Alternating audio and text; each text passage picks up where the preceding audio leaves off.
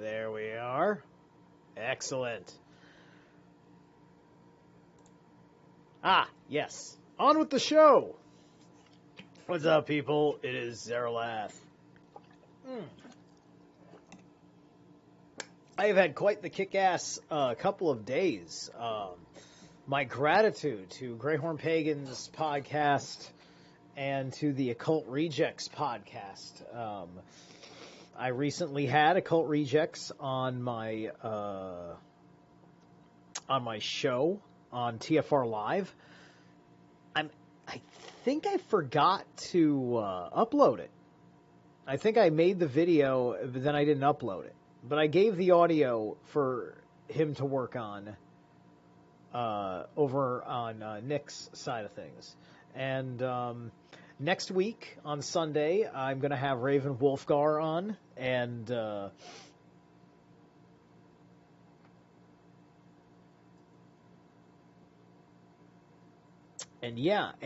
I'm also going to be inviting Stein. Stein is invited. We just haven't talked about precisely which Sunday, or if we're going to pre-record a thing or two. A couple of shots missing in the slideshow. Going to have to fix that. All right. Bang. All right. So tonight we're going to be reading through Worldhood of the World. This is Chapter 3 of Division 1. Of Part 1, Division 1. In fact, I think... Oh, this whole PDF is only Part 1. So there's another part. So I've got way more of this to read. There's another file to be downloaded. I think. Unless I'm misreading it. Because I see the 2 divisions, but it's all just Part 1. I don't see Part 2. Could have sworn there was a Part 2. I'll double check my versions. Anyway, let's keep going. It's the one tricky thing with files. Sometimes you'll not realize that there's a page missing. I wonder how many scribes back in the day had egregious errors because they didn't realize where a page was missing. So, this is 14. The idea of the worldhood of the world in general. I think that's an annotation. Yeah. Weltlichkeit, Weltmassigkeit. We shall usually translate Welt as the world or a world, following English idiom, though Heidegger frequently omits the article when he wishes to refer to Welt as a characteristic of Dasein. In ordinary German, the adjective weltlich and the derivative noun Weltlichkeit have much the same connotations as the English worldly and worldliness, but the meanings which Heidegger assigns to them are quite different from those of their English cognates. At the risk of obscuring the etymological connection and occasionally misleading the reader, we shall translate weltlich as worldly, Weltlichkeit as worldhood, and Weltmassigkeit as worldly character. Interesting. The reader must bear in mind, however, that there is no suggestion here of the worldliness of the man of the world.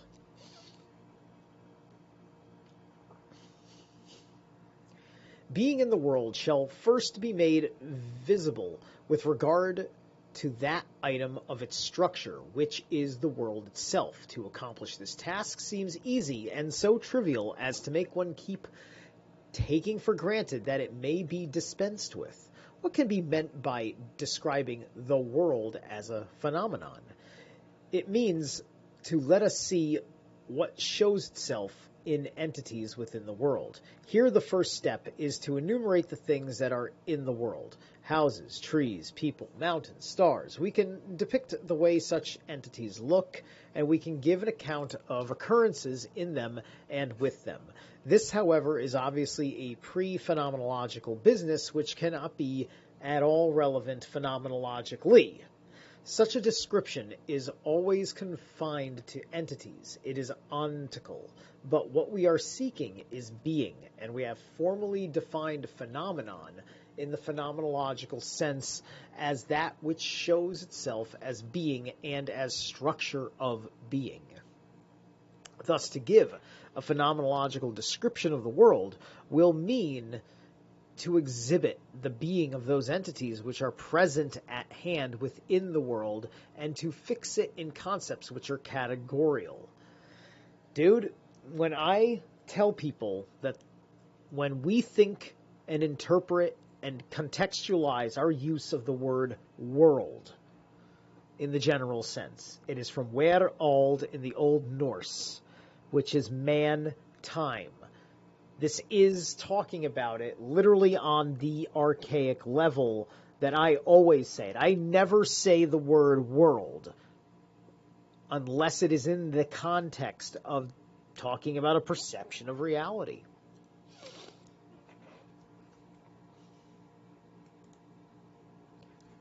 Bane Bear! What's up? Bane Bear is here. Hang on a moment. Let's, darn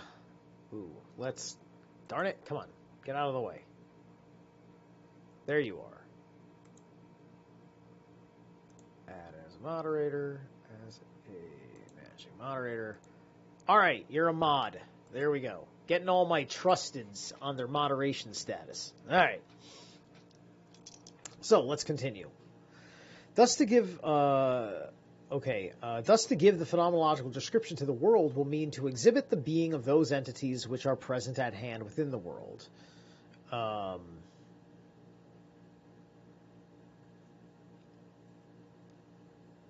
And to fix its concepts, which are categorial. Now the entities within the world are things, things of nature, and things invested with value, or werd beheftet dinge.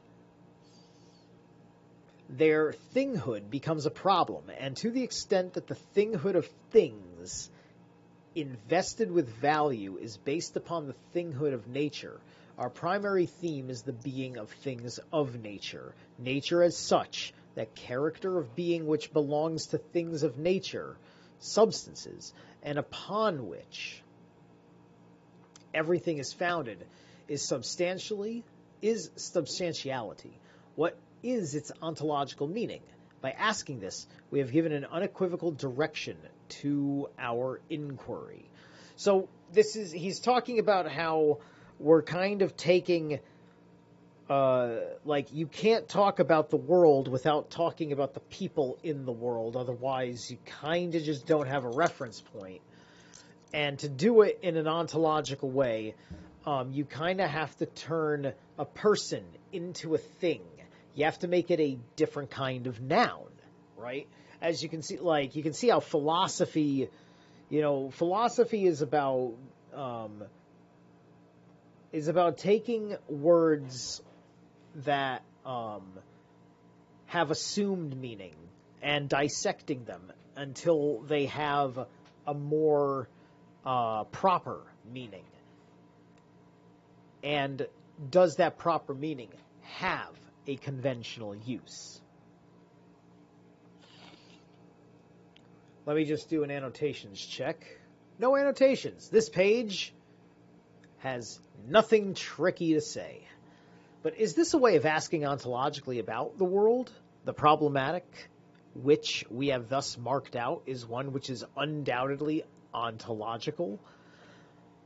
But even if this ontology should itself succeed in explicating, you know what? I just realized, hold on a second. Let's blow that up a bit. There you go. That's going to be much better for everybody involved in the process. There we go. Oh, hold on. All right, now I'm misaligned. There. Right. There should do it. That should be okay. Oh, wait, you're still peaking. There. Fine. Sorry about that.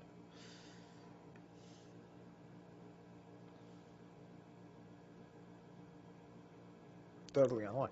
But even its ontology should itself, in explicating the being of nature in the very purest manner, in conformity with the basic assertions about this entity. I'm in a disagreement with this sentence there. How can one know nature without being in a world to do so? How's it going, Nas? I haven't listened to any of your albums lately, so sorry. I'm in disagreement with this sentence there. How can one know nature without being in a world to do so? Well, because you don't have one particular benefit when you are in nature or in a world, is that you have no perception of it objectively. You haven't stepped outside of yourself. You haven't stepped outside of the realm. You haven't stepped above or below even all things. Those are just your initials. Oh. Well, maybe Nas was just Nas's initials. Maybe he was really Nathaniel Anderson Stone. Is that who you are?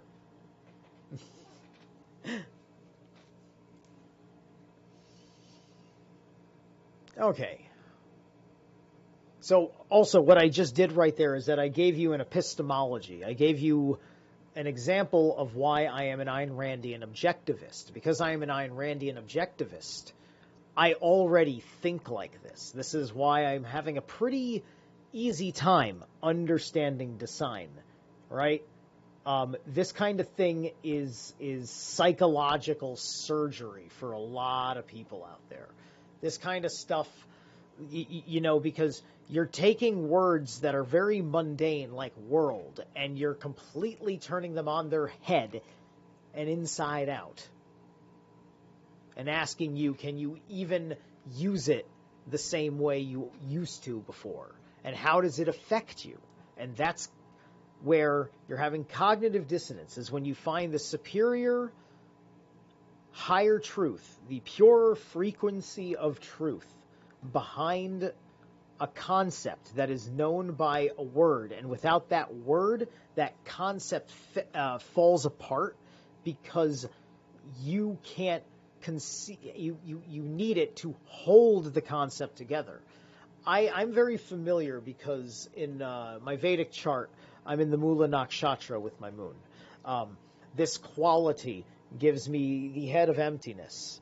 So my mind already is within this certain capability of just swimming in a void space where I'm not necessarily anchored to any particular thought, and in a real bad way, right?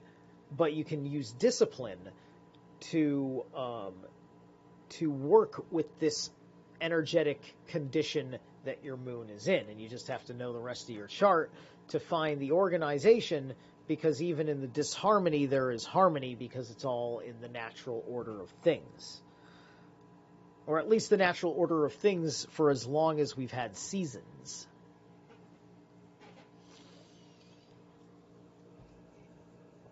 So anyway, the epistemology of objectivism, Ayn Randian objectivism, making you see every conceivable angle.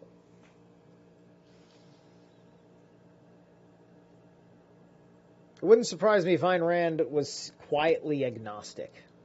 I wouldn't put her above anything more than agnostic, but I'd imagine she's quietly agnostic, because, you know, who wants to meet the eternal end? Who the fuck wants to go through that? You have to, at very least, believe in reincarnation. I mean, otherwise you just go mad. We all know it's all going to come to an end. We all know that we're enjoying it all now. Suzy Q! One of my Valkyries. Now we can get the party started. Should we then first attach ourselves to those entities with which Dasein proximally and for the most part dwells, things invested with value? Do not these really show us the world in which we live? Perhaps, in fact, they show us something like the world more penetratingly. But these things, too, are entities within the world.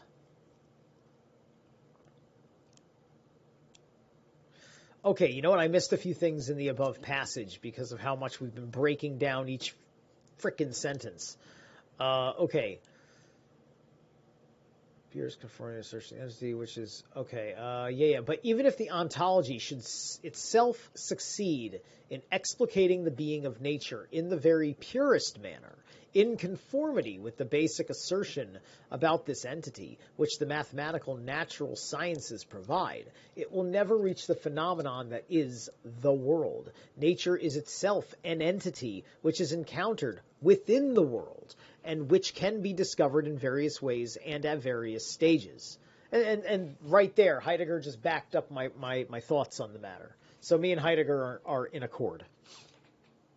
Neither the ontical depiction of entities within the world nor the ontological interpretation of their being is such as to reach phenomenon of the world.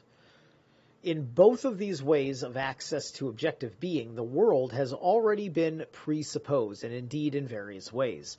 Is it possible that ultimately we cannot address ourselves to the world as determining the nature of the entity we have mentioned? Yet, we call this entity one which is within the world. Is world perhaps a characteristic of Dasein's being?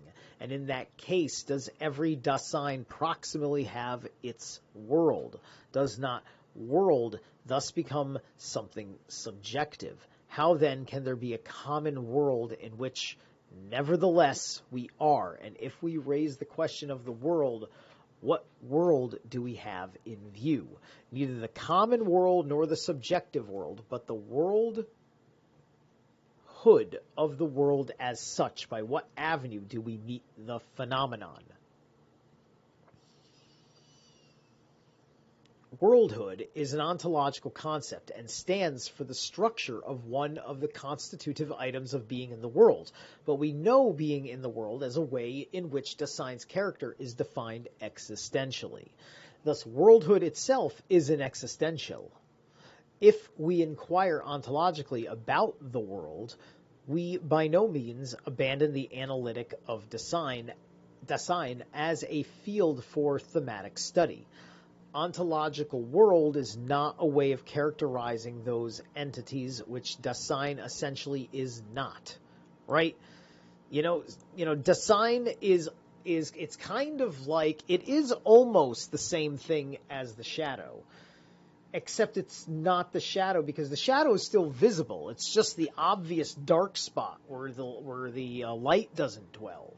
But Dasein exists in both those places simultaneously, but is not those places, and is also not in those places as well. Because of Dasein moves with your level of perception, right? Because when you narrow your perception, Dasein serves kind of this product around it, looking at it, right? It's almost like the magnifying glass of Heimdall, right? Worldhood is an ontological concept and stands for the structure of one of the constitutive items of being in the world. But we know being in the world is a way in which Dasein's character is defined existentially. Thus, worldhood is its... I'm sorry, I read all this. Why does this not... If we inquire ontologically about the world... Why did I stop reading then? I wasn't at the bottom.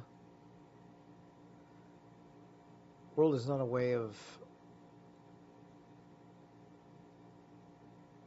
Okay, sorry about that. I'm just going to read from here. If we inquire ontologically about the world, we by no means abandon the analytic of Dasein as a field for the thematic study. Ontologically, world is not a way of characterizing those entities which Dasein essentially is not.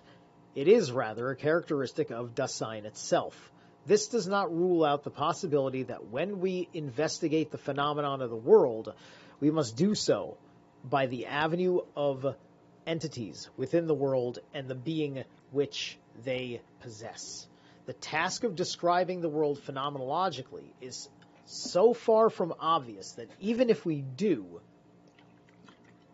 no more than determine adequately what form it shall take, essential ontological clarification will be needed. Let me take a look at All right, there is going to be one, and I will be reading it. Okay. This discussion of the word world and our frequent of its use made it apparent that it is used in several ways. By unraveling these, we can get an indication of the different kinds of phenomena that are signified and of the way in which they are interconnected. 1. World is used as an ontical concept and signifies the totality of those entities which can be present at hand within the world. Like I said, man-time, perception of reality. It's just another definition of the same thing. World functions as an ontological term and signifies the being of those entities which we have just mentioned, and indeed, world can become a term for any realm which encompasses a multiplicity of entities. For instance, when one talks of the world of a mathematician, world signifies the realm of possible objects of mathematics. In short, you're looking at the surrounding objects that are always present with a subject that creates the atmosphere of the subject, right? I'm a musician. There has to be instruments, unless I'm a singer, right? Which you can still be singing and playing instruments. Any serious musician, even if they're just a singer, they usually keep a piano around because as a singer, especially if they're on their own, they need to write songs. So they have to be able to do more than just take the single notes they can play. If they're lucky, 2 or 3 notes that they can play because they maybe have a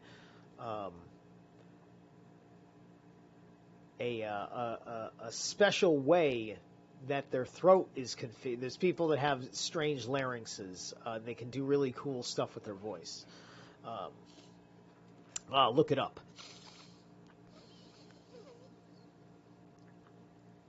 World can be understood in another ontical sense.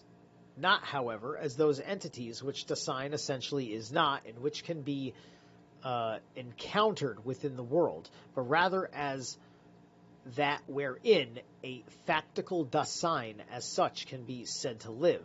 World has here a pre-ontological existential signification. Here again there are different possibilities. World may stand for the public we world or one's own closest domestic environment. And here we're going to read Die Eigen und Nacht hauslich Umwelt. The word Umwelt, which is customarily translated as environment, means literally the world around or the world about. The prefix however, not only may mean around or about, but as we shall see, can also be used in an expression such as zu, which is most easily translated as in order to. Section 15 will be largely devoted to a study of several words in which the same prefix occurs, though this is not the means the apparent in the words we have chosen to represent them. Umgang means dealings, das means zu, and the in order to and sich means circumspection. Hey, telling Stuart. All right.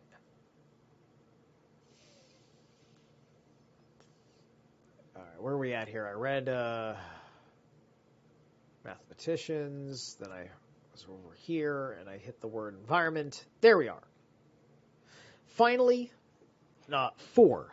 Finally, world designates the ontologico-existential concept of worldhood.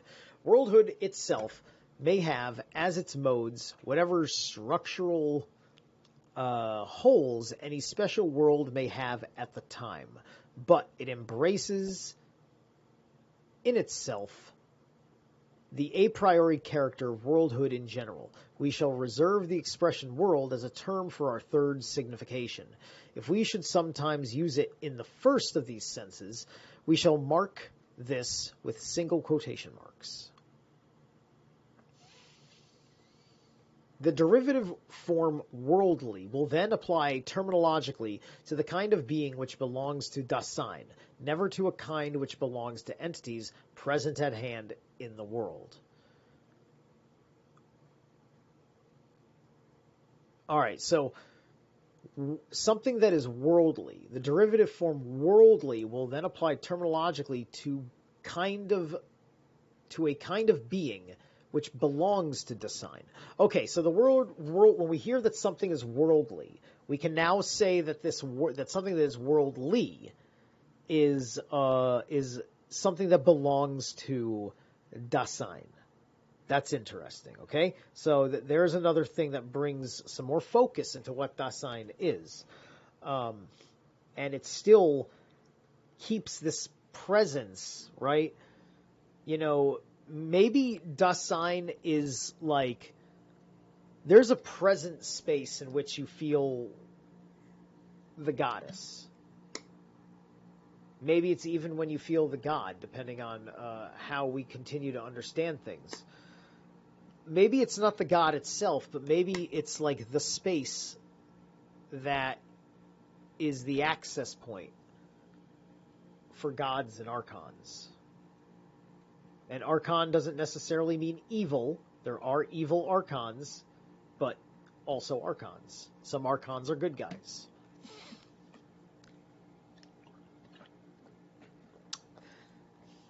You know, I think when you get a mythological creature that is like a king or a lord or something like that, that mythological creature is an actual force.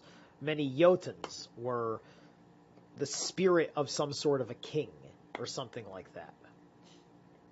Very appropriate for the various contexts of dealing with these things. And so some of those kings were benevolent. Some of those kings were bad guys, and then time had turned them into allies, right? Because the world changed, and that worldliness had a new nature, and thus it changed your relationship with that king, and that king is a possession. Thus, it represents a possession of Dasein. That might make more sense to you than it does to me. I just know my flow state said it was the highest truth. That's how truth frequency works. I have to just unpack what I just said. That's the flow state. It's crazy. It's crazy how it works. Hey, hello then. The derivative form worldly. Okay, so I already read that. We shall designate these letters, these latter entities, as belonging to the world or within the world. The Vultszughorig Order in nicht weltlich. A glance at previous ontology shows that if one fails to see being in the world as a state of Dasein, the phenomenon of worldhood likewise gets passed over. One tries instead to interpret the world in terms of the being of those entities which are present at hand within the world, but which are by no means proximally discovered, namely in terms of nature. If one understands nature ontological categorically, one finds that nature is a limiting case of the being of possible entities within the world. Only in some definite mode of its own being in the world can Dasein discover entities as nature. Okay, I'm going to read this annotation, and then I don't have to read it. It's in German. Never mind. Let's keep going. This manner of knowing them has the character of depriving the world of its worldhood in a definite way. Nature, as the categorical aggregate of those structures of being which a definite entity encountered within the world may possess, can never make worldhood intelligible, but even the phenomenon of nature, as it is conceived, for instance, in Romanticism, can be grasped ontologically, only in terms of the concept of the world, that is to say, in terms of the analytic of Dasein. Okay, we're going to take a short break. I need a second to make a choice. Yeah, sure. Hold on. We got to deal with a advertisement. Whoop. Alright. I'm playing selections from the new Scar Symmetry. I broke my rule from last week where I would just go in order of the album until I was done with the chat with the segment. But we're just gonna do this playlist on shuffle tonight because that's how I do.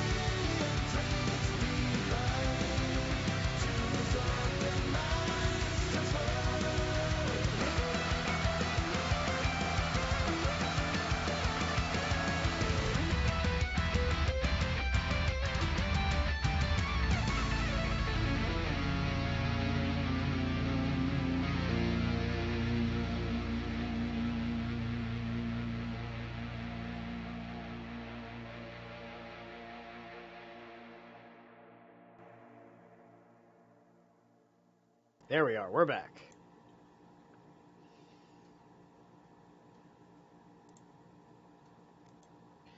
All right, let's just jump right in.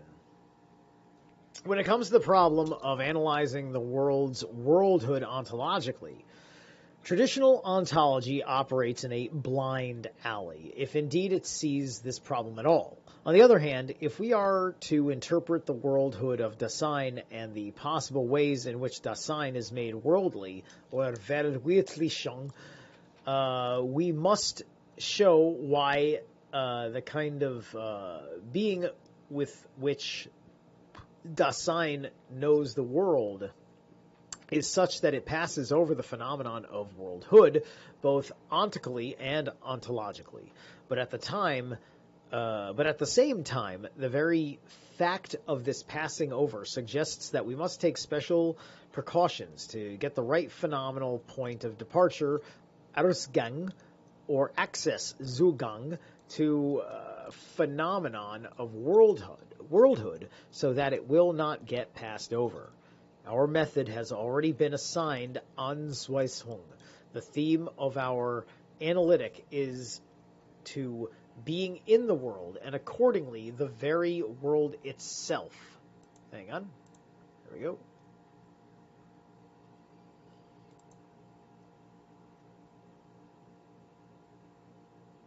The very world itself.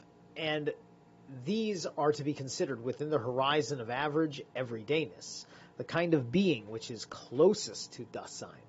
We must make a study of everyday being in the world with the phenomenal support which this gives us. Something like the world must come into view. That world of everyday Dasein, which is closest to it, is the environment from this existential character of average being in the world. Our investigation will take its course, Gang, towards the idea of worldhood in general. We shall seek the worldhood of the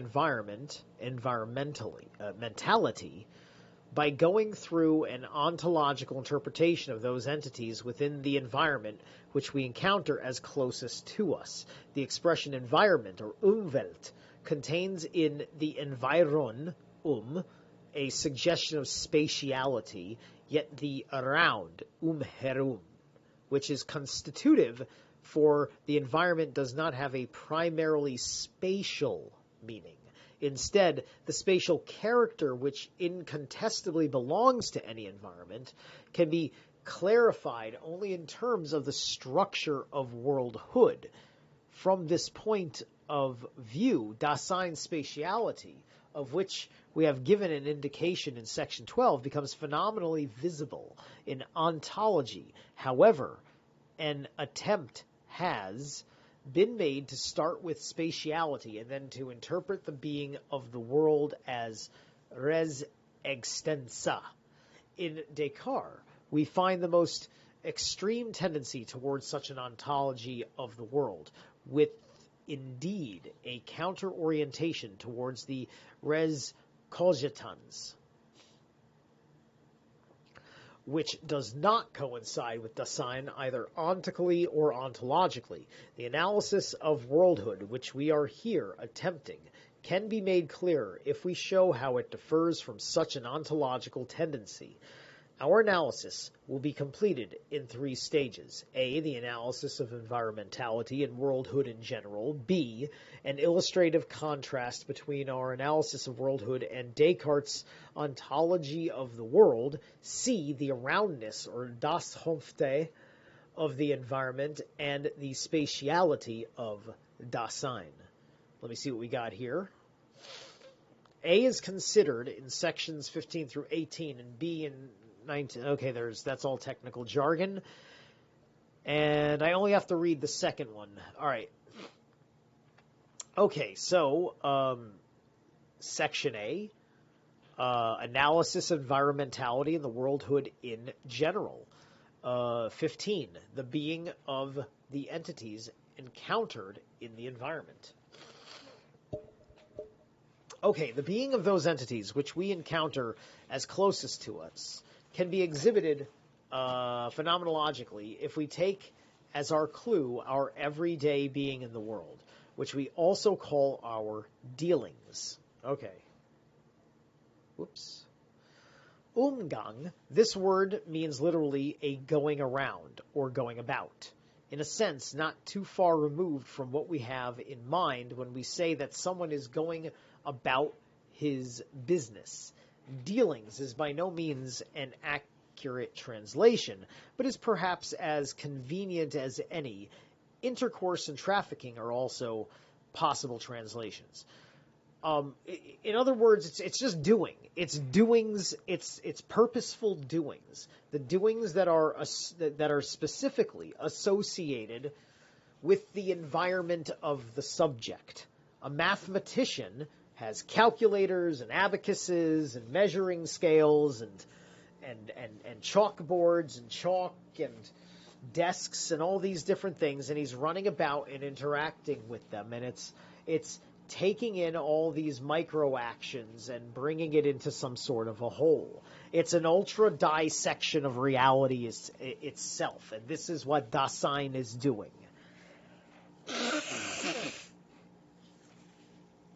Dasein is doing this, or at least in observation and revelation to you, what you're doing, if you will. Okay.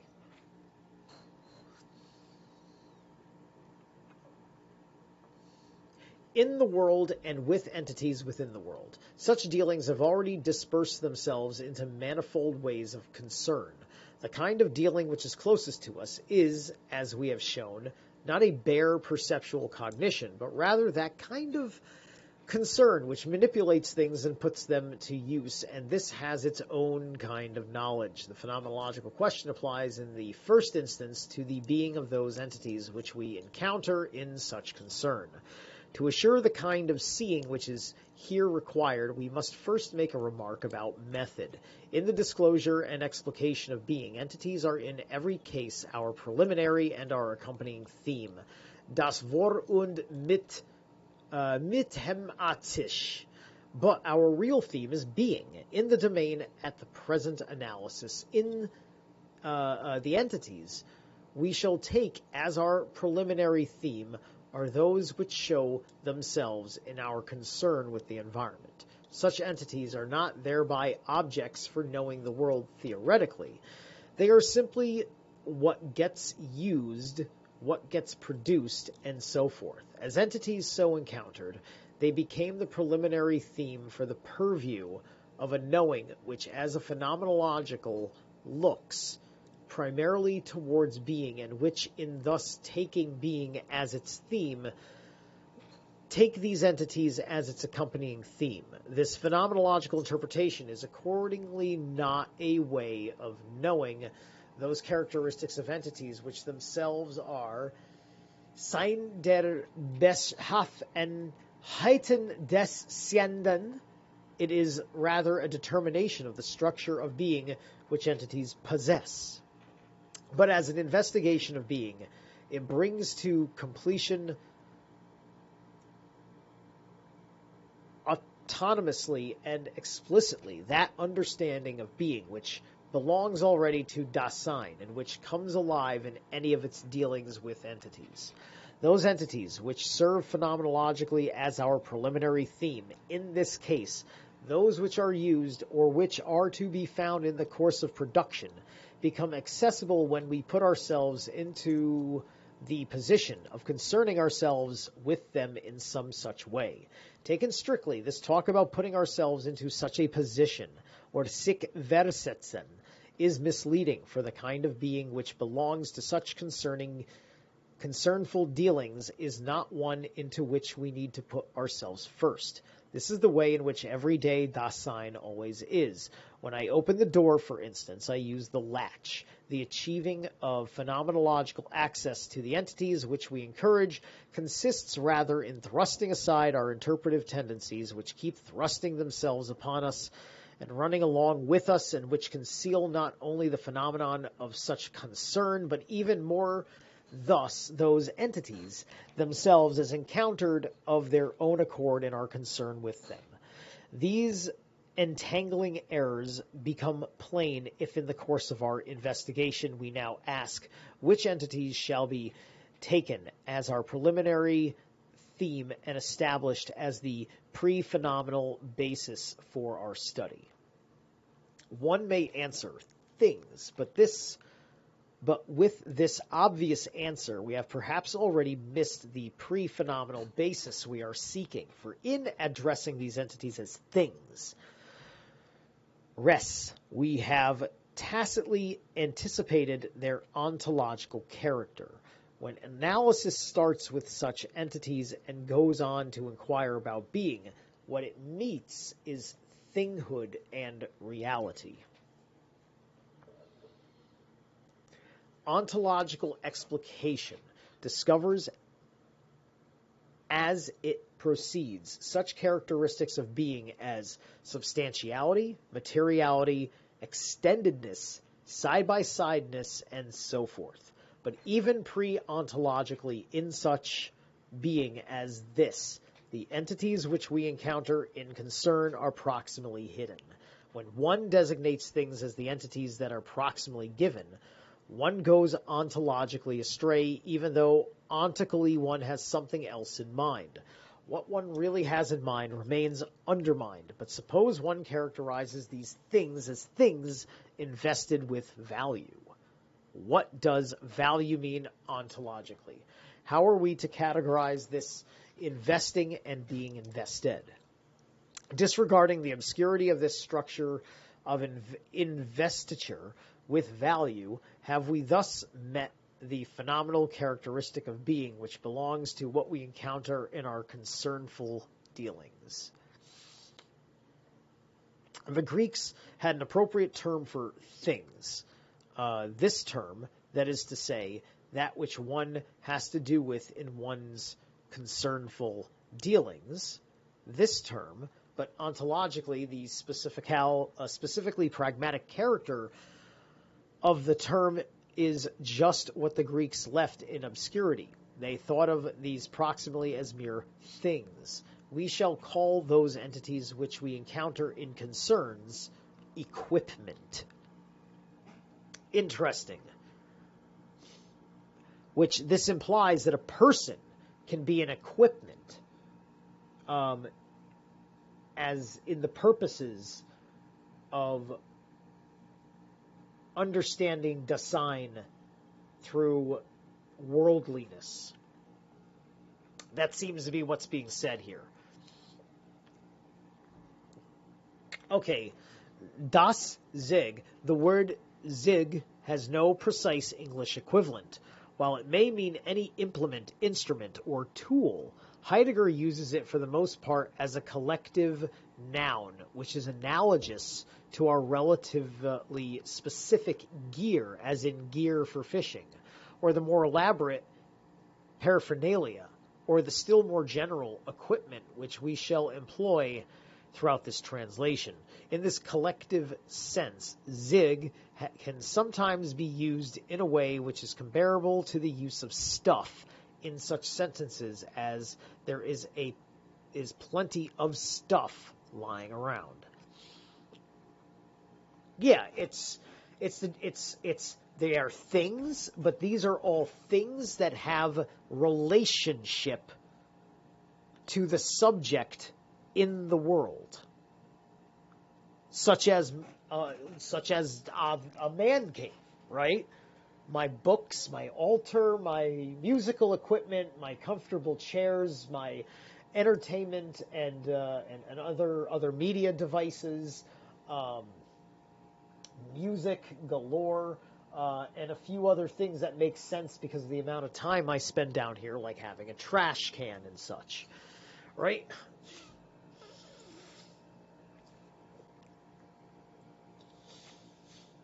Excuse me, I'm a bit clogged up.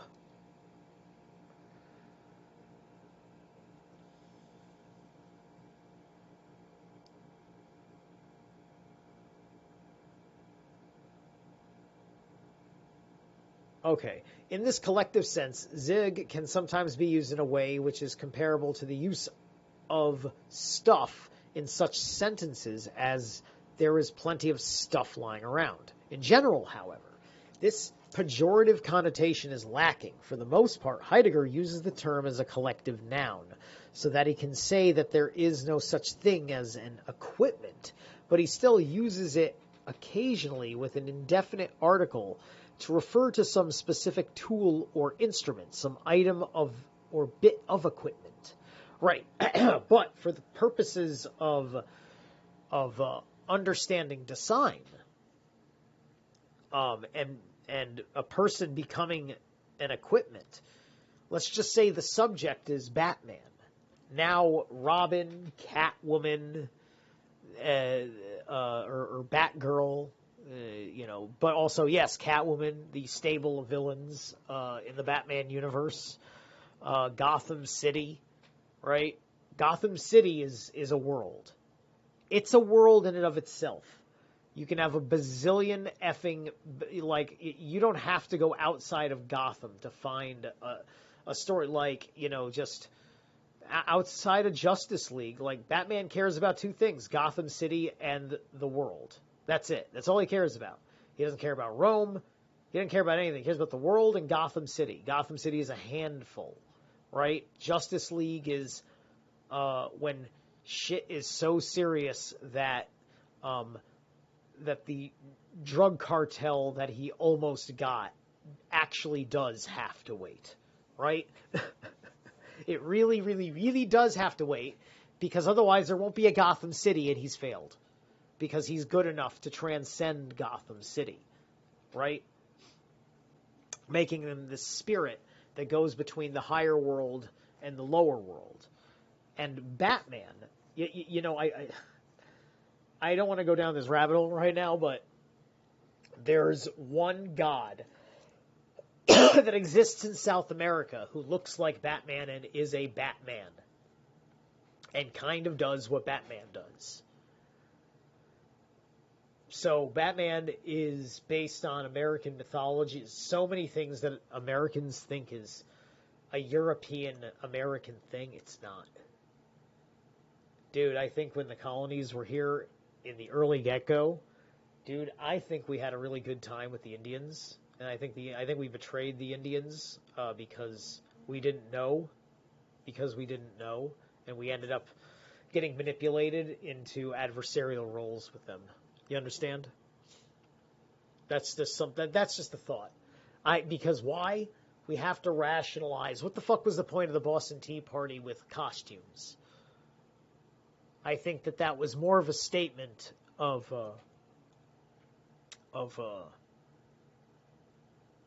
solidarity with the Native Americans.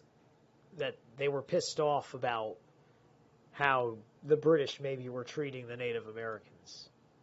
Right? I think that had more to do with it than anything else. But anyway.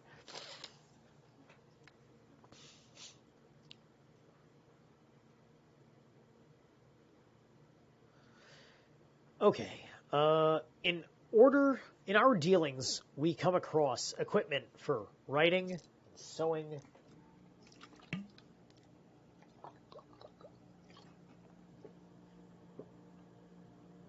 working, transportation, measurement. The kind of being which equipment possesses must be exhibited. The clue for doing this lies in our first defining what makes an item of equipment, namely its equipmentality. Taken strictly, there is no such thing as an equipment. To the being of any equipment, there always belongs a totality of equipment in which it can be this equipment that it is. Equipment is essentially something in order to, etwas umzu. A totality of equipment is continued by various ways of the in order to, such as serviceability, conduciveness, usability, and manipulability. In the in order to, as a structure, there lies an assignment of reference of something to something. In der Struktur umso liegt ein Verwechslung von etwas auf etwas. There is no close English equivalent for the word Verwechslung, which occurs many times in this chapter. The basic metaphor seems to be that of turning something away towards something else, or pointing it away, as when one refers or commits or regulates or assigns something to something else. Whether one refers to a symbol to what it symbolizes, refers a beggar to a welfare agency, commits a person for trial, relegates or banishes him to Siberia, or even assigns equipment to a purpose for which it is to be used. Verwissung thus does some of the work of reference, commitment, assignment, relegation, banishment. But it does not do all the work of any of these expressions. For a businessman to refer to a letter, for a symbol to refer to what is symbolized, for a man to commit larceny or murder, or merely to commit himself to certain partisan views, for a teacher to give a pupil a long assignment, or even for a journalist to receive an assignment. To the Vatican, we would have to find some other verb than verwissyn. We shall, however, use the verbs assign and refer and their derivatives as perhaps the least misleading substitutions, enjoying whichever seems the more appropriate in the context, and occasionally using a hendiadus as in the present passage. Hendiadus? Anyway, for further discussion, when other words such as anweisen or zuweisen are translated as assign, we shall usually subjoin the German in brackets. Oh. Okay. So he's talking about parables in that respect, right? Using a parable to explain something within the world to something, from the point of view from subject to subject, right? It's like subject is tree or subject is person. How is a person like a tree, right? When Jesus talks about the tree with the figs, I think he talks about the fig tree or the olive tree or something like that. And he's making an allegorical point. He's speaking in a parable, and he's making a point about something in the human condition. And if I remember, there was another layer to the meaning as well that I picked up on better than other people did, because I used the interlinear scripture analyzer. So that's not a complete explanation of, or even a fully confident explanation, as I don't remember all the bits and pieces of the first thing that popped into my head. A better example is the eye of the needle, right? It is easier for a camel to pass through the eye of a needle. Now, this sounds like it's a quantum, like Jesus was hinting at quantum mechanics, which he wasn't. But he was hinting at how you can shape yourself the proper way to pass through difficult circumstances. But the reason why he used such specific and odd, fanciful-sounding allegory is because there was a city gate in Jerusalem or something, or in one of the cities that he was in. And the gate was called the Eye of the Needle, and there was a customs guy who was inspecting your camel on the way in.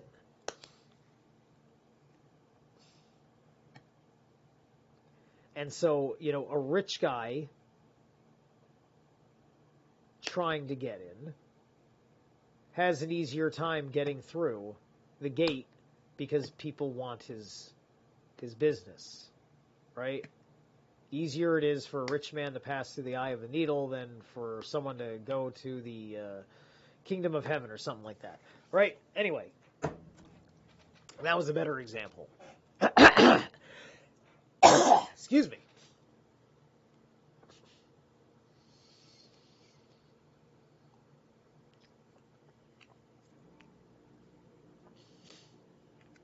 Okay.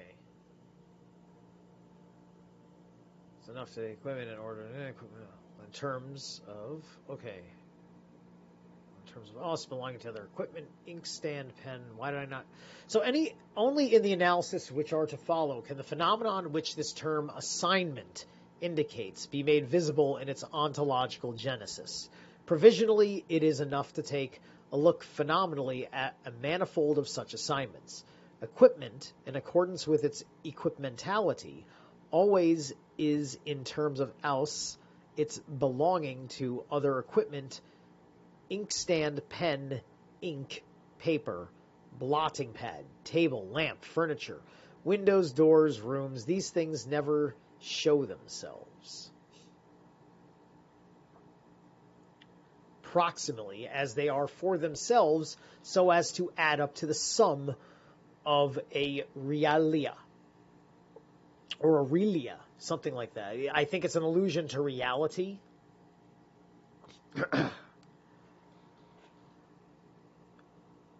What if the nature of things precedes the structure of it?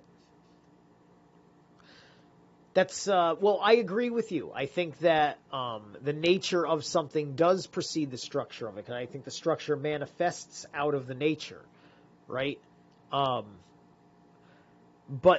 this is basically, this is probably more epistemology than philosophy, right? Because he is really getting into this deep dissection, right? Ayn Rand with objectivism was all about all the different angles of a thing, and all the layers of a thing. This here is kind of it's Ayn Rand, of course, is operating in three-dimensional, like she's maybe fourth or whatever with time, if you will, but she's working on base level material reality. Heidegger is working literally the exact opposite of that, while at the same time working on a thought form that is as comprehensive as objectivism.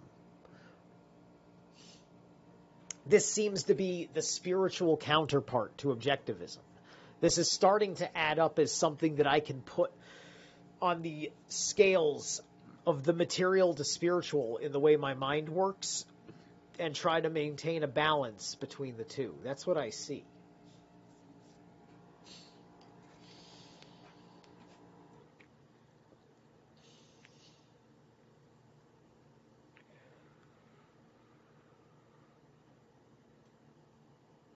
Okay, where are we at here? When we encounter as closest to us, though not as something taken as a theme, is the room, and we encounter is not as something between four walls in a geometrical spatial sense, but as equipment for residing. Out of this, the arrangement emerges, and it is in this that any individual item of equipment shows itself. Before it does so, a totality of equipment has already been discovered. Okay. All right, there's a lot more to read right there.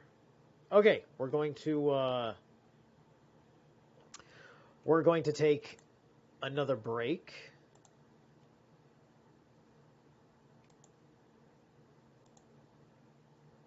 Let me grab another song.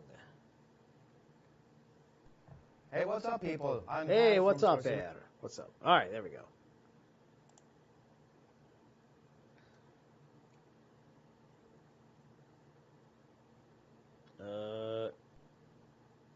That's phase 2. View full playlist. 1 second.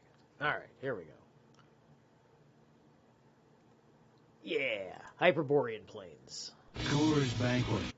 I don't want you, Coors.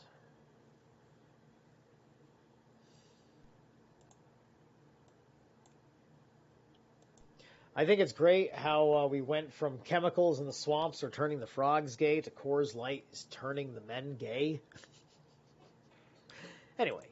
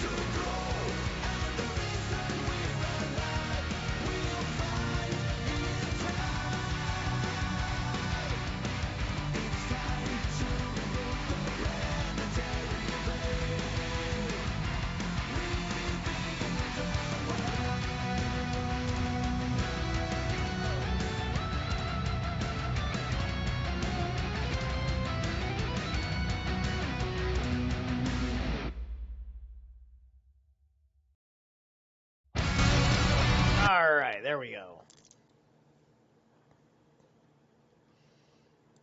Okay, we're back. We're back. Excellent, excellent, excellent. Boom. So, I just wanted to thank Naz in chat. He knew a Greek term that I had spoken about maybe 20, 25 minutes ago. He doesn't know exactly which one. But actually, Naz, if you can pick up that Greek term, I think if you copy paste the Greek term, it will come up as the Greek term in chat. Why don't you, if you can go pull that up somewhere, copy paste it and put it in the chat box for pragmata. That'd mean a lot to me. So one of the Greek terms was pragmata. I don't know which one. I don't know how many times I said it. Or said this term. When I was saying this term, I was skipping over Greek. If you've never watched the earlier videos, as I was going through my process, because I had to adapt my reading process and change the way I was doing it in real time as I was going through it. Because, these kinds of books, normally you need the primer of knowing a couple of different languages, like Greek in particular. Equipment can generally show itself only in dealings cut to its own measure, hammering with a hammer, for example. But in such dealings, an entity of this kind is not grasped thematically as an occurring thing, nor is the equipment structure known as such even in the using. I have a hot take on Atlantis. I actually think it's made up. I'll send you a video about it. Okay, do you have a channel, Naz? Go ahead and link your channel if you have a channel. You make videos? I'm interested. Do you are you a content creator yourself? Do I know you? Do you listen to Old World Florida or something like that? Dr. Narco Longo, or what's your intellectual camp that you come and visit my esteemed sanctuary?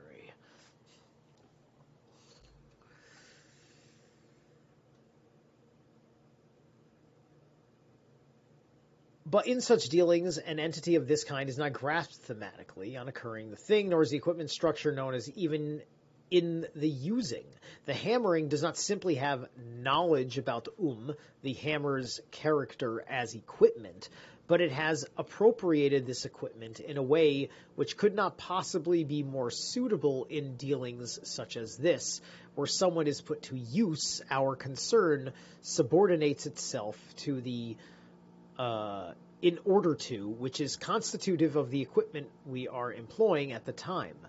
The less we just stare at the hammer thing, and the more we just we seize hold of it and use it, the more primordial does our relationship to it become, and the more unveiled it is encountered as that which it is as equipment. The hammering itself uncovers the specific manipulability of the hammer, the kind of being which equipment possesses, in which it manifests itself in its own right. We call readiness to hand, or Zuhandenkeit.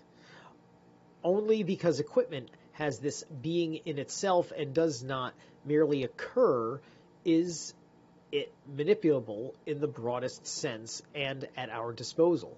No matter how sharply we just look, not hinsehen at the outward appearance, alsahen of things in whatever form this takes, we cannot discover anything ready to hand. If we look at things just theoretically, we can get along without understanding readiness to hand, but when we deal with them by using them and manipulating them, this activity is not a blind one. It has its own kind of sight by which our manipulation is guided and from which it acquires its specific thingly character. Dealings excuse me. Dealings with equipment subordinate themselves to the manifold assignment of the in order to, and the sight with which they thus accommodate themselves in circumspection. The word Umsicht which we translate to circumspection, is here presented as standing for a special kind of Sicht. Here, as elsewhere, Heidegger is taking advantage of the fact that the prefix may mean either around or in order to. Umsicht may accordingly be thought of as meaning looking around or looking around for something or looking around for a way to get something done. In ordinary German usage, Umsicht seems to have much the same connotation as our circumspection, a kind of awareness in which one looks around before one decides just what one ought to do next. But Heidegger seems to be generalizing this notion as well as calling attention to practical behavior is not atheoretical in the sense of sightlessness.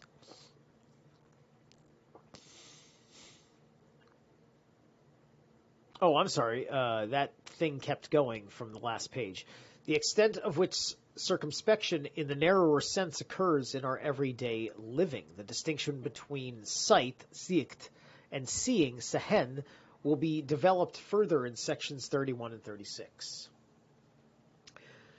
Then for this page, we have in Sinne der Sichtlosigkeit. The point of this sentence will be clear to the reader who recalls that the Greek verb... Do you know this one, Naz? This particular Greek verb?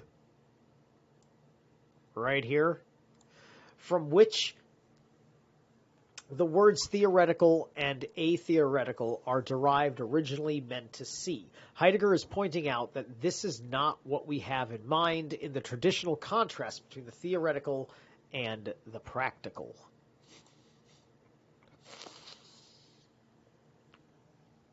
Das Wort tragt... I'm sorry, hold on.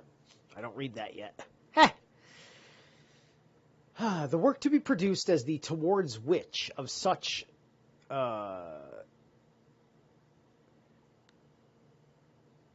things as the hammer, the plane, and the needle, likewise has the kind of being that belongs to equipment.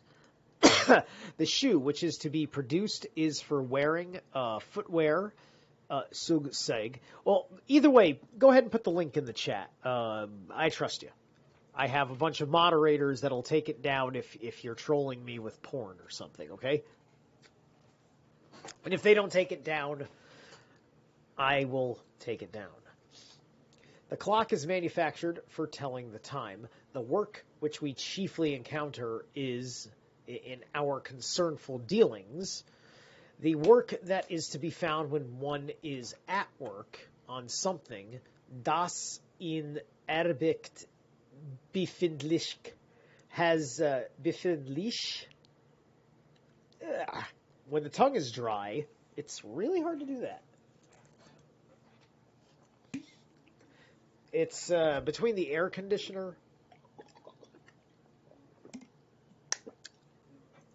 and some premium herb.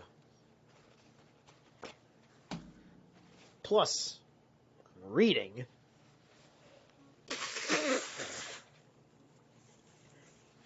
It's like the Arabian desert in here. Excellent, thank you. No, it's not my video. Okay, so it's like Thurain with emphasis on the I. Thurain. And the source document is called Timaeus, so you can go check yourself. Thank you. Oh, that's awesome. Look at you, dude, you're citing. I love this. This is why this is what I want to see happening in chat. I want more like, dude, if you know anybody likes having these kinds of interactions, talking about this kind of thing, shoot them my way. There's a great chat here. Don't bring me a bunch of assholes. I'll never forgive you. All right.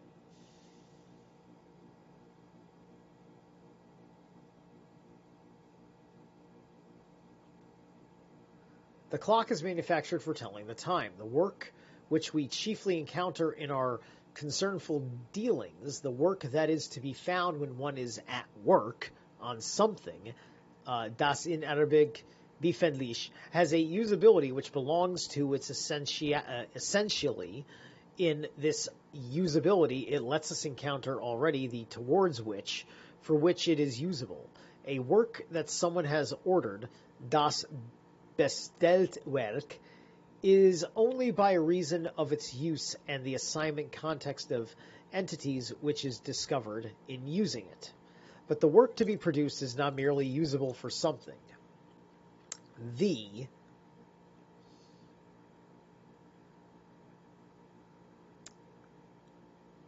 production itself is a using of something for something. I'm trying to remember. Did I read this part? Das Werk tagt die Verweisgagenheit innerhalb derer das sich begegnet. I don't think I read this. Sorry about that. I skipped it. In this chapter, the word Werk, or work, usually refers to the product achieved by working rather than to the process of working as such. We shall, as a rule, translate Verwesungsganzheit as referential totality, though sometimes the clumsier totality of assignment may convey the idea more effectively. The order additions read deren rather than deren. That's interesting. So this is talking about work as a symbol of the product. It's a production. It's a production of the subject in its environment. I like that. I like the way that that's put together.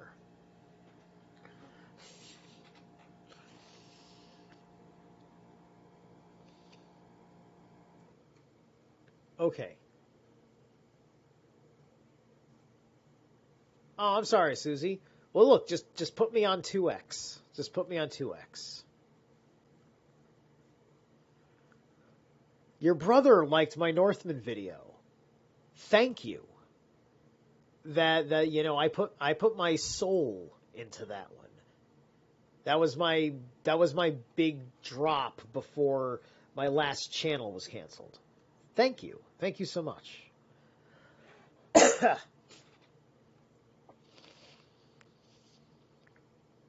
In the work, there is also a reference or assignment to materials. The work is dependent on Angwaisen Elf.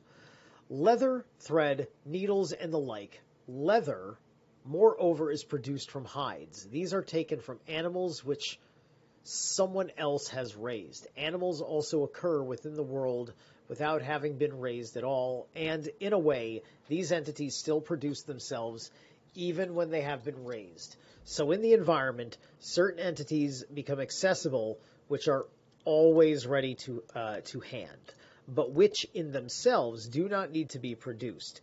Hammer, tongs, and needle refer in themselves to steel, iron, metal, mineral, wood, in that they consist of these. In equipment that is used, nature is discovered along with it by that use. The nature we find in natural products. Here, however, nature is not to be understood as that which is just present at hand, nor as the power of nature. The wood is a forest of timber, the mountain a quarry of rock. The river is water power. The wind is wind in the sails. So it's equipment of the subject's world in reference to how he uses it. The essential elements that it is made of. You know where you experience this? Minecraft. Every block is harvestable. You can break it down into something that you can transform into something else. There's a lot of basic alchemy, very basic alchemy in Minecraft. So I would count it as an alchemical game. Part of why it's fun.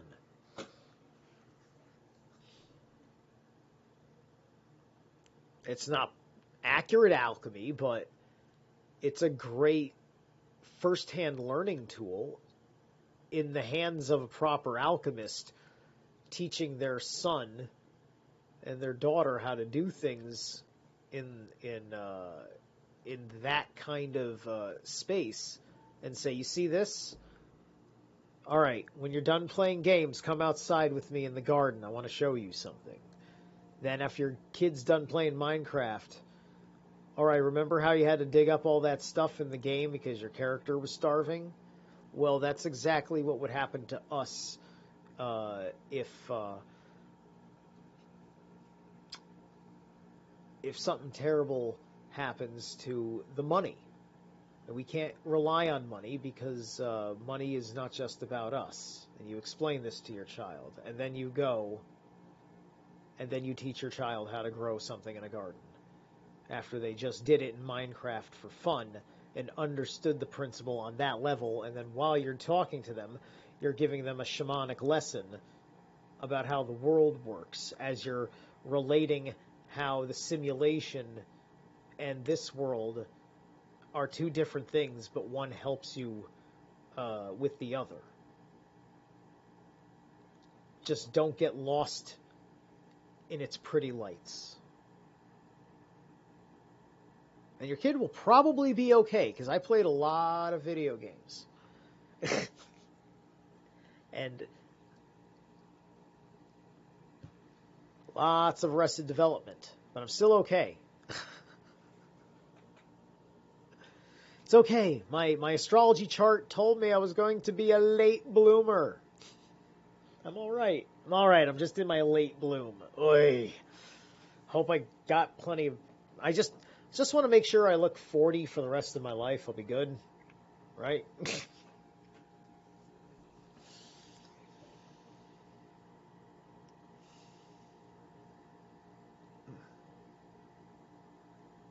All right. So I just lost my place. Was I even on this damn page? Ugh. Totality of assignment. Right. No, I'm on this page still. I know I am. All right. Here, however, nature is not to be understood. Okay. Oh, now I know where I am. Kind of being ready at hand is disregard. Nature itself can be discovered and defined simply in its pure presence at hand. But when this happens, the nature which stirs and strives, which assails us and enthralls us as landscape, remains hidden. The botanist's plants are not the flowers of the hedgerow. The source, which the geographer establishes for a river, is not the springhead in the dale. That's that's interesting, right? It's zeroing in on what matters to that person in the task at hand of the subject. The work produced refers not only to the towards which, right? Like, what's really hysterical about this is, like, Heidegger is basically describing what your head's going through when you're going through the writing a story process. Think about like what somebody who learns how to write a story has to think about, you know, like when it's a really, really good story, a story in which it's reinventing itself, right? Like, you know, like Pulp Fiction being a inside-out film, right? Where the course of events are chop sueyed, and it works because there are events that don't happen at the end of each of these stories in chronological order, but they're extraordinarily exciting at the end of a film, and so he puts them there. He rearranges it to fit a pacing that you are familiar with. And so he bookmarks this so you understand that by having the scene starting in the restaurant and then ending in the restaurant as it loops around And it gives you a sense of the editing process in particular, right? It made you think differently about how a film is cut and when to use something properly in what kind of film to tell a certain type of story out of order. Because one of the subjects has to know certain things that the audience doesn't, or vice versa. There's something about that relationship to the subject where the audience is on the in on something, and they're watching the subject, the one that they have that they're conditioned to follow by how they are framed in every shot, to be emotionally invested in everything that they are doing in their environment. Watching a horror film, no, stupid, don't do that! Don't go in that room! Why are you touching it? Right? Just every horror film brings us viscerally to the forward.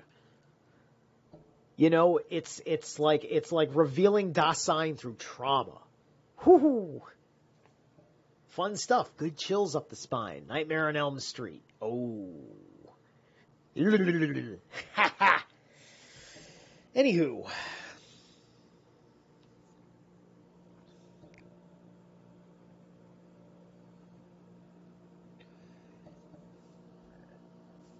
Okay. Remains a source of the daily. Yes, okay.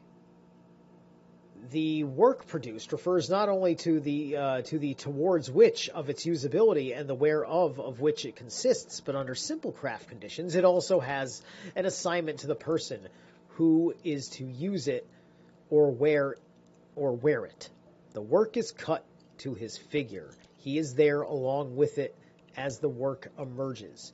Even when goods are produced by the dozen, this constitutive assignment is by no means lacking. It is merely indefinite and points to the random, the average.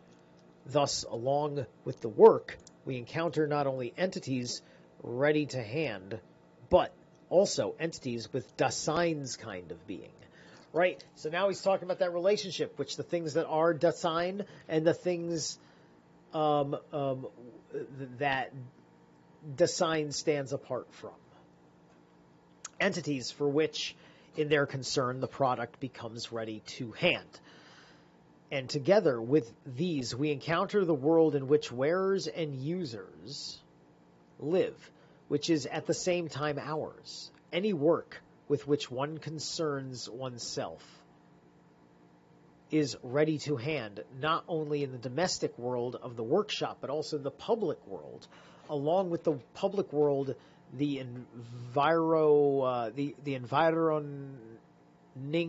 environing nature and the environing nature. I like that. Die Undweltnetter is discovered and is accessible to everyone. I think the person who translated this made good choices for just, making this just sound right to read.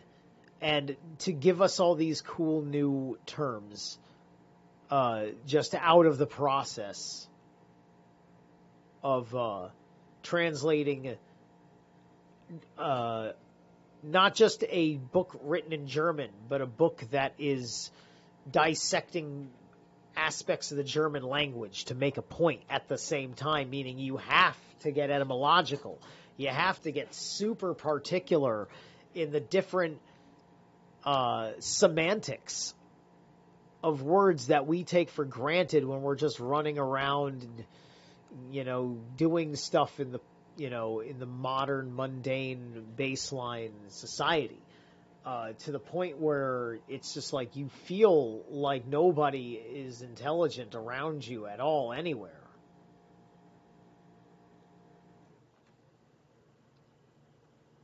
Too many people are not intelligent and don't care enough about nutrition to kick their own ass and get into a real dietary habit that helps them. And it shows. You'll know a tree by the fruit that it bears. And for me, each one of those trees is the subject that I am paying attention to, and looking at these people, and I'm just like, what good emanates from you? Right? People are very private people, and you have no right to judge them. But it's still good to know, like, what comes forth from you. Because you have to know if you want to be around what comes forth from them. Right? What aspects of their world, of their worldly nature, of the phenomenologicality of their existence in your space, in the environment that you are sharing, what comes up that you have to trip and deal with? Right? I challenge my coworkers from time to time, and I challenge myself when it happens, when I share more and more of my complicated, controversial,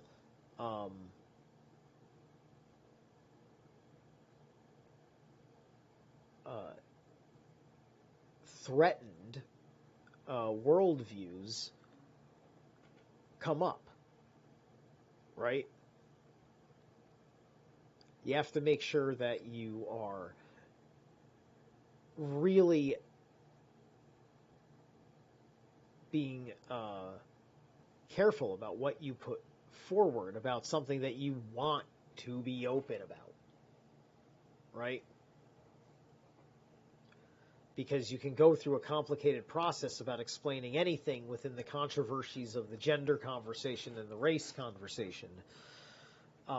Because there's a whole world situation. There's a whole Dasein situation going on with them that we don't understand. Because it's not our Dasein. Each one of us has like a very unique Dasein. Because it's coming in from your particular angle of subject point. We're going to take another break. I'm going to figure out how many damn pages are left on this thing. We're an hour and 45 minutes in. Believe me, I can keep going. I'm having a good time. Hold on. Let's make some choices.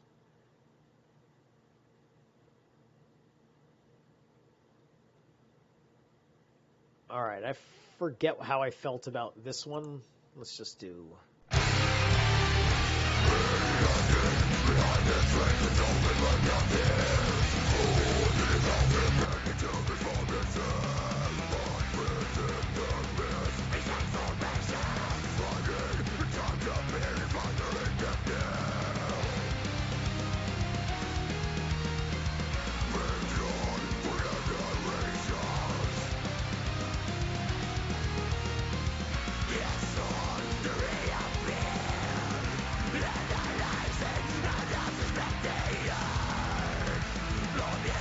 Yes,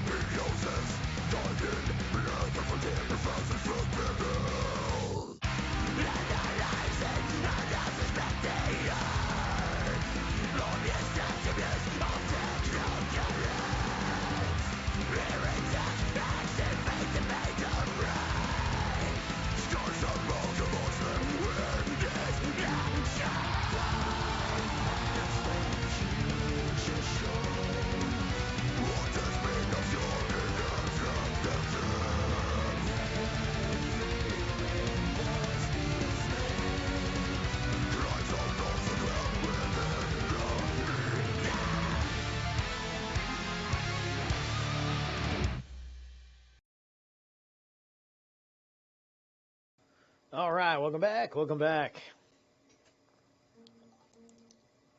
Let's see here. Oops. Okay, there we go. Let's just jump right into it.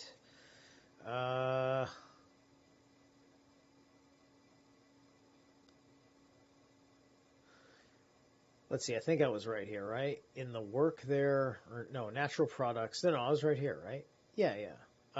Here, however, nature is not to be understood as that which is just present at hand. Oh, no. It was down at the Dale. That's where I was. Sorry about that, folks.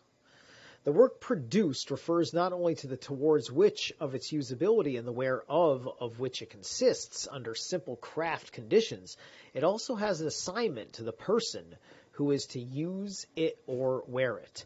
The work is cut to his figure. He is there along with it as the work emerges. Even when goods are produced by the dozen, this constitutive assignment is by no means lacking. It is merely indefinite and points to the random, the average. Thus, along with the work, we encounter not only entities ready to hand, but also entities with Dasein's kind of being. Entities for which, in their concern, the product becomes ready to hand. And together with these, we encounter the work in which wearers and users live, which is at the same time ours. Any work with which one concerns oneself is ready to hand, not only in the domestic world of the workshop, but also in the public world. Along with the public world, the environing Natur die Umweltnatur is discovered and is accessible to everyone in roads, streets, bridges, buildings. Our concern discovers nature as having some definite direction. A covered railway platform takes account of bad weather. An installation for public lighting takes account of the darkness, or rather the specific changes in the presence of absence of daylight. The position of the sun. One moment while we are here, I want to see how long until we get to 4. Shoot, I don't know what page is being represented here. There's 16. Oh. Oh my, oh my.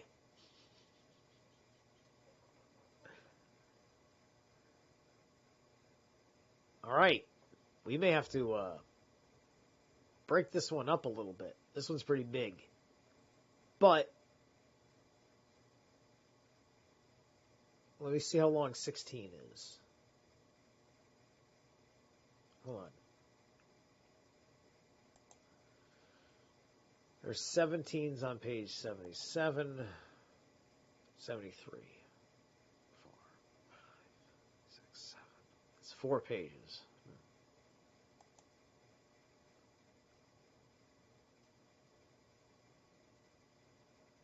All right.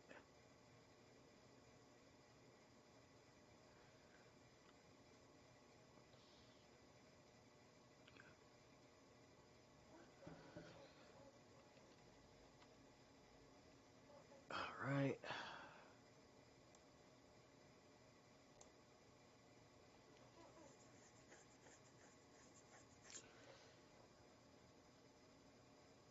Let's see. I already read all that. There we are in the sun. Okay. In a clock account is taken of some definite constellation in the world system. When we look at the clock, we tacitly make use of the sun's position, in accordance with which the measurement of time gets regulated in the official astronomical manner. When we make use of the clock equipment, which is proximately and inconspicuously ready to hand, the environing nature is ready to hand along with it. Our concernful absorption in whatever work world lies closest to us has a function of discovering, and it is essential to this function that depending on the way in which we are absorbed, those entities within the world which are brought along, the Begerbrachte in the world and with it, that is to say, the assignment of reference which are constituted for it, remain discoverable in varying degrees of explicitness and with a varying circumspective penetration. So this is, I get that, right? Like, this is the difference between, like, you at rest and you at work, right? Granted, you at rest, the very simple things you're doing are kind of the same. So I don't even know if it's necessarily that distinction, but like when I'm at work and if I'm shoveling, right, there's a focus around me and a very small frame of environment. I'm looking at a cone of the earth around me, you know? I'm like this. The world above is completely tuned out. Like, it's like my crown chakra is just way up in the heaven because I'm leaning down, I'm doing earth work. And so while I'm shoveling, I'm highly focused on where my feet placement is, how I'm holding the shovel, my feet are equipment. My feet are equipment, not my shoes, my feet, plus whatever my feet have on are equipment. The shovel, my hands and the shovel. Right? All those things I mentioned are equipments to the me, to the real I am. As the subject of design. And so the dirt, and more precisely, the dirt where I am penetrating with the shovel, and then the dirt that comes out with the shovel that then moves over, and then the spot in which I dump the dirt over in the shovel, right? It's getting down to those idiosyncrasies. When I took that huge mushroom trip on the albino PE, not going to say the name right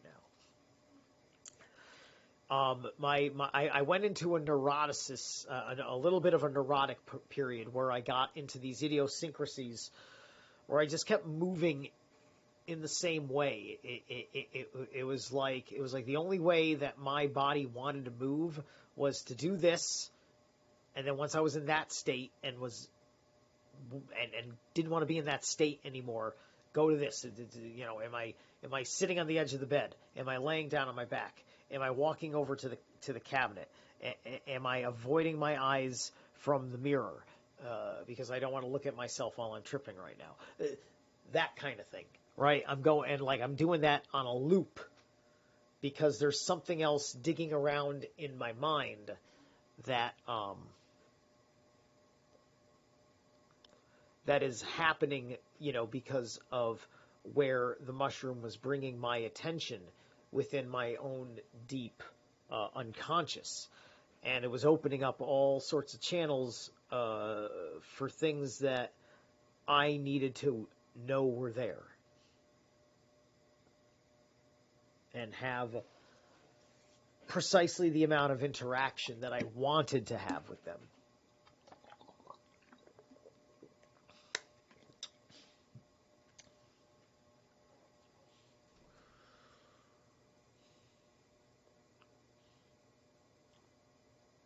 Okay, where are we at?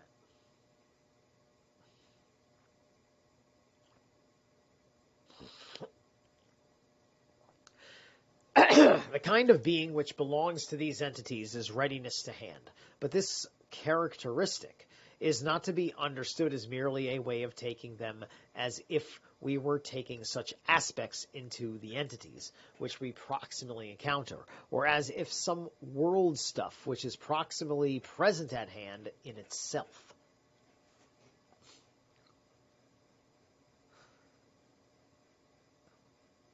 Okay, that's nothing significant. All right.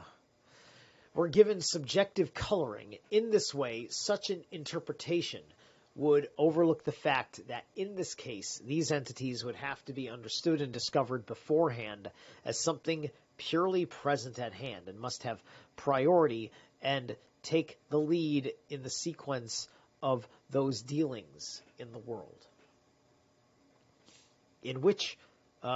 Those dealings in the world in which something is discovered and made one's own. But this already runs counter to the ontological meaning of cognition, which we have exhibited as a founded mode of being in the world. Whoops. Come on. Okay, see above. Never mind. All right. To lay bare what is just present at hand, and no more cognition must first penetrate beyond what is ready to hand in our concern. Readiness to hand is the way in which entities as they are in themselves are defined categorially. Yet, only by reason of something present at hand is there anything ready to hand. Does it follow, however, granting this thesis for the nonce, that readiness to hand is ontologically founded upon presence at hand? Nonce means one thing to me, and it's an insult in British.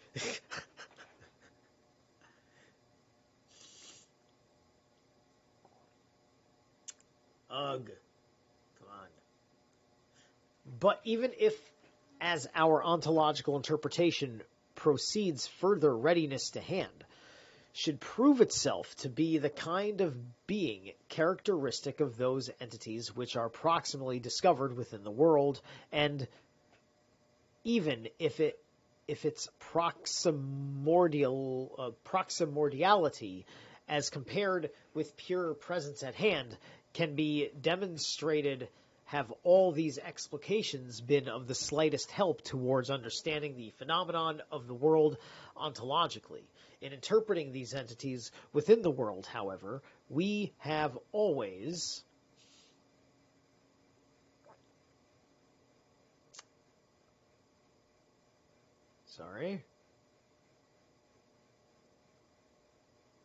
presupposed the world. Even if we join them together, we still do not get anything like the world as their sum. If then we start with the being of these entities, is there any avenue that will lead us to the exhibiting the phenomenon of the world? Is that an annotation? Yes, but it's just in German. Okay.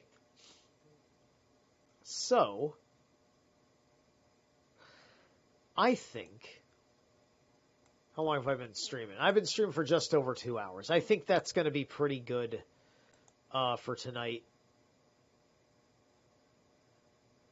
So this bad boy is going to take the minute that it's going to take to read. So just enjoy this as my ongoing series on this channel for the moment. I will catch you guys later. Make sure that you are following me on Instagram, Zerilath on Instagram,